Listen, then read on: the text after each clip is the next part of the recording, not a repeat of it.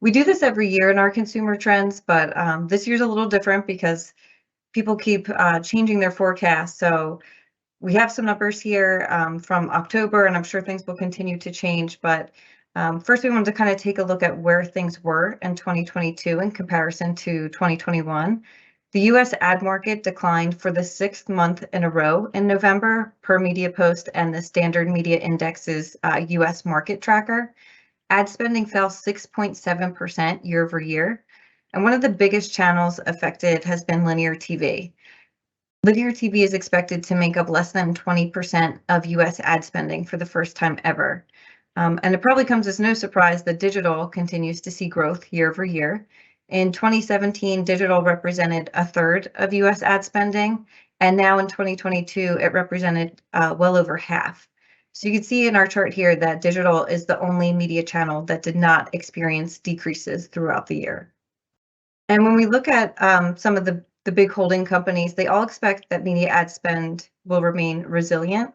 Everyone seems to agree that once everything is said and done, spend would have increased 6 to 9% in 2022.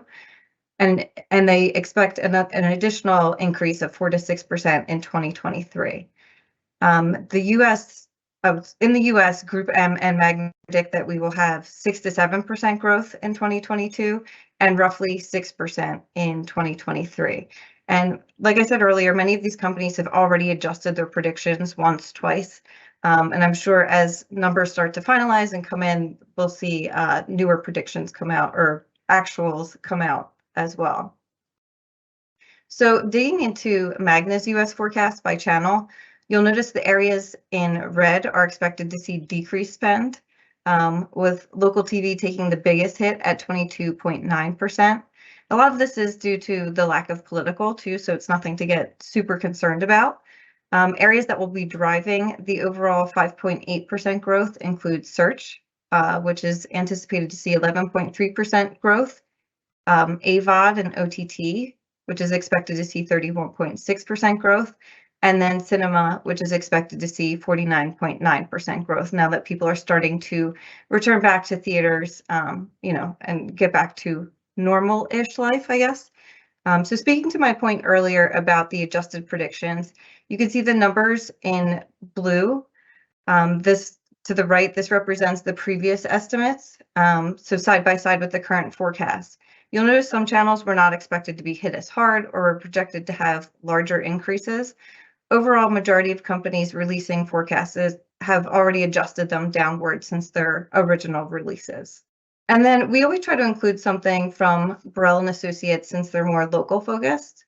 Their original forecast called for less than 1% growth, but their revised predictions actually increased, unlike the other estimates we've seen.